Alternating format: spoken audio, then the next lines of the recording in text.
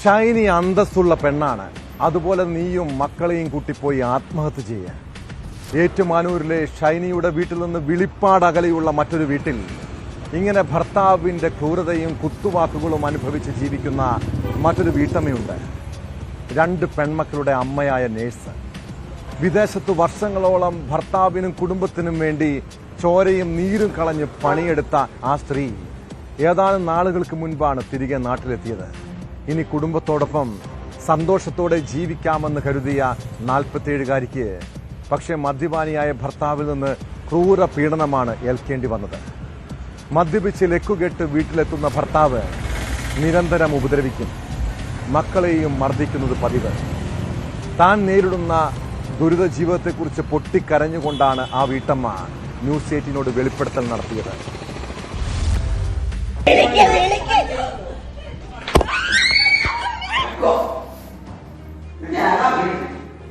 വിദേശത്ത് വർഷങ്ങളായി കുടുംബത്തിനു വേണ്ടി ജോലി ചെയ്ത വീട്ടമ്മയ്ക്കും 2 പെൺമക്കൾക്കുമാണ് ഭർത്താവ് പേരൂർ സ്വദേശി ജോമോന്റെയും ഭർത്തൃമാതാവ് മറിയാമ്മ ജോണിന്റെയും ക്രൂരത നേരിടേണ്ടി വന്നത്. ജോമോൻ ഭാര്യയെ ക്രൂരമായി മർദ്ദിക്കുന്ന ദൃശ്യങ്ങൾ ന്യൂസ് 18 ലഭിച്ചു.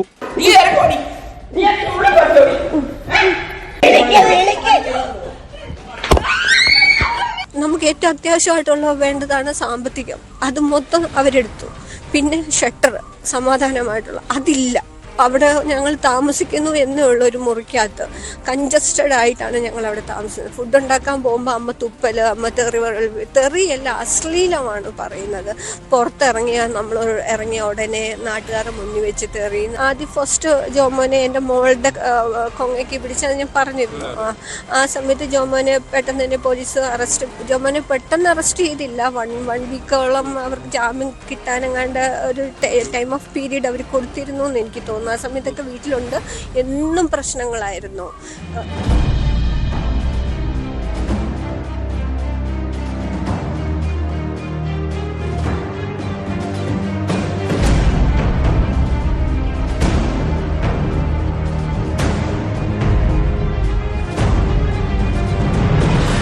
പരാതിയെ തുടർന്ന് ഇരുവരെയും ഏറ്റുമാനൂർ പോലീസ് അറസ്റ്റ് ചെയ്ത് ജാമ്യത്തിൽ വിട്ടിരുന്നു. കോടതി ഉത്തരവ് പ്രകാരമാണ് വീട്ടമ്മ ഭർത്താവിന്റെ വീട്ടിൽ കഴിയുന്നത്. ഈ സമയത്താണ് മാതാവിന്റെ പീഡനം. ചൂടുകാലത്ത് വൈദ്യുതി വിച്ഛേദിച്ചും ഉപദ്രവിക്കും. ഇത് ചോദ്യം ചെയ്തപ്പോൾ തെറി പറഞ്ഞുകൊണ്ടായിരുന്നു മാതാവിന്റെ മർദ്ദനം.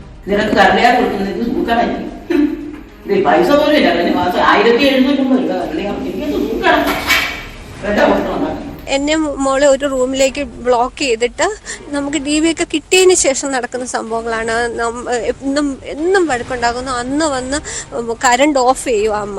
19-കാരിയായ മൂത്ത മകളെയും പിതാവ് വെറുതെ വിട്ടില്ല. പിതാവിന്റെ മർദ്ദനത്തിൽ കഴുത്തിന് മുറിവേറ്റു. ഇക്കാര്യങ്ങൾ പെൺകുട്ടി തന്നെ വ്യക്തമാക്കുന്ന വീഡിയോയും ന്യൂസ് 18 ലഭിച്ചു. This is a daily routine. I got bruises all over my neck.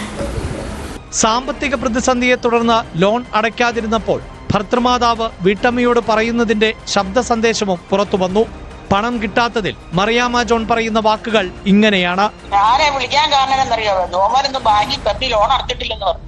ഞാൻ അടച്ചില്ല, എന്റെ പൈസ ഇല്ലായിരുന്നു. അത് പറഞ്ഞിട്ട് കാര്യമില്ലല്ലോ. ഈ മാസം അടയ്ക്കാതിരിക്കാൻ പറ്റത്തില്ലല്ലോ. ലോൺ അടയ്ക്കാനല്ലേ ഈ പോയത് തന്നെ അല്ലേ? നീ എന്നോടോ ജോമോനോടോ വൈരാഗ്യം പിടിച്ചിട്ട് ലോൺ അടയ്ക്കാതിരുന്നത് ശരിയല്ല.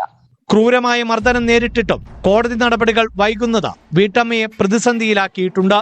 ഷൈനിയെ പോലെ ആത്മഹത്യ ചെയ്തുകൂടെ എന്നാണ് വീട്ടമ്മയോട് ഭർത്താവിന്റെ ചോദ്യം. ഷൈനിയുടെ സംഭവം ഉണ്ടായതിനു ശേഷം പറയുന്നത് ഷൈനിയെ കണ്ടു അന്തസ്സുള്ള പെണ്ണാണ്, അവളെ പോലെ പോയി നീ കൊച്ചുമായിട്ട് വല്ല ട്രെയിൻ്റെ അടിയിൽ പോയി. ജോമോന്റെ അമ്മയുമാണ് പറയുന്നത് കേട്ടോ. ഇത് എന്നെ പക്ഷെ ഇപ്പോഴും എൻ്റെ അവസ്ഥ ഏകദേശം ഷൈനിയുടെ ഒരു അവസ്ഥയിലേക്ക് എത്തിക്കുവാണ് അവരെന്നെ. എനിക്ക് മനസ്സിലാക്കാൻ കഴിഞ്ഞത് നമുക്ക് കയ്യിലിരിക്കുന്ന DV എന്താണെന്നോ അല്ലെങ്കിൽ ഇവരെ അറസ്റ്റ് ചെയ്തിട്ട് എന്താണെന്നോ ഒന്നും അവർക്കറിയില്ല. അവരുടെ ലക്ഷ്യം എന്നെയും എൻ്റെ മക്കളെയും ആ വീട്ടിൽ നിന്ന് പുറത്ത് ചാടിക്കുക, പുറത്തിറക്കുക, ഞാൻ ഉണ്ടാക്കിയതൊന്നും അവരത് പറയുന്നുണ്ട്.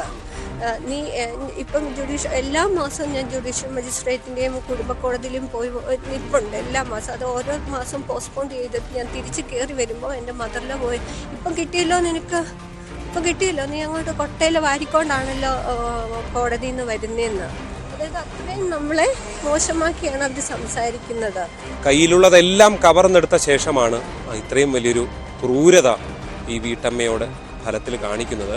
എന്ത് പരിഹാരമാണ് സർക്കാരിന് അല്ലെങ്കിൽ സംവിധാനങ്ങൾക്ക്, നമ്മുടെ നിയമവ്യവസ്ഥയ്ക്കൊക്കെ ഇത്തരം മനുഷ്യരെ സംരക്ഷിക്കാൻ എന്താണ് ചെയ്യാൻ കഴിയുക എന്ന പ്രധാനപ്പെട്ട ചോദ്യം ചോദിക്കുകയാണ്.